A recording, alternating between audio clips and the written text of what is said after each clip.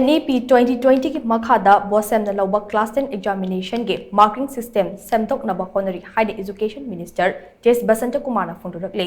works अमसुंग ग्यास minister Govindas कोंथौजोंगे अपोप लेखिद्रबा के गोजेंद्रो ट्रस्ट के सेंथम मखादा ऑल ब्रदर्स कमिटी दिंथौखोंग सिंदुना क्लास 10 थागदबा महिरोई सिंगी तरा सुबा यूनिक फ्री रिविजन कोर्स लोइसिनबा अमसुंग महिरोई सिंगदा मना मथुम येंथोक्तुना पुनिंग थौगतपगी थौरमदा एजुकेशन मिनिस्टर टेस बसंत कुमार पाफम असी फोंदोकिबने मिनिस्टर गोविंदास कोंथौजोंगे निंथौखोंग बाजार लेबा युमदा पांगथोकिबा थौरम अदुदा मिनिस्टर टेस बसंत कुमार हाई क्लास 10 की एग्जामिनेशन असे competitive examination अमनी हाइना लौबगा लोइना mama Mopa सिंगनसु exam मतमदा मचा ओइबा सिंगी तुंबा चाबा पुनमक चेक्सिना सेनाबिबा चंगे चाही अमा अनि असेगी मनुंगदा बोर्ड एग्जामिनेशन की लेरिबा मार्किंग सिस्टम असे सेमदोकनबा होनरे क्लास 10 की एग्जामिनेशन थाबदा ओजा अमसुंग ममा मपागी अचौबा थौदांग लै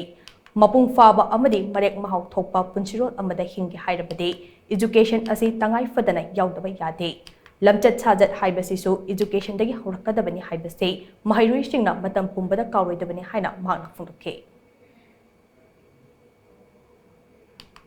National Education Policy na hojik anouba new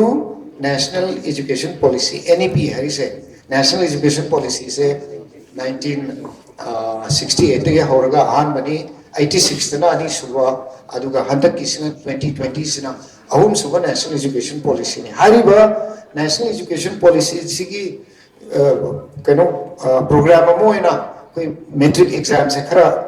sigi important se masida mark te amna base to se handhanaba akoi ge chhatra chhatra sing da stress leitanaba wadanaba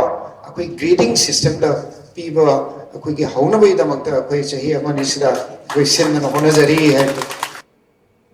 नाकल अमरोमदा works minister Govindas कोंथौजमना high education हाइबसे चाउखटबा खुनाई अमा पुरकनबा होनबगे यांगलिन सरुने ngasi aikoina leiriba ase competition gi matam oibana aikoi honaba lepa yade kuki khulai paiba singna yellow furup singda pidiba chaitheng ase mayuk nabaga loinana mahi masin tambasu lepa yade kuki khulai paiba sing asina lamdam asege reserve forest kaya amang ata थोखंदुना पोपी थाजिलक्लिबा अमदे लमदम असेगी demography दा चाउना काइथा हलक्लिबा असे माइथिबा पीनबा एखोइ पुना होदमिदसे हाइनसो minister Govindas कोंथौजमना मखा ताखे लाम थेंगनि बाइगी सिल इनाउ सिंग इचा सिंगना लाम थेंगनि माइके दे सब पता नत्रगदे एखोइ लेबाक से लाम लोइना थेंगनि बता रगदे लाई हाइ तरगदे कमाइ तो कोइ मितांबा लोन थोक तो चप मानना ले बदोरे लाई इचा सिंगना इना मसीगी coaching 10 unit free revision course coaching 2024 से की लोइसिलपगी नुमिनसिदा इना सासिंदा हाइजनिबनी नखोइना सोसाइटी से पिलर ओइबदरे नखोइना कोई महल लोइना सिलकनी अदो अफबा नागरिक सिंबा याते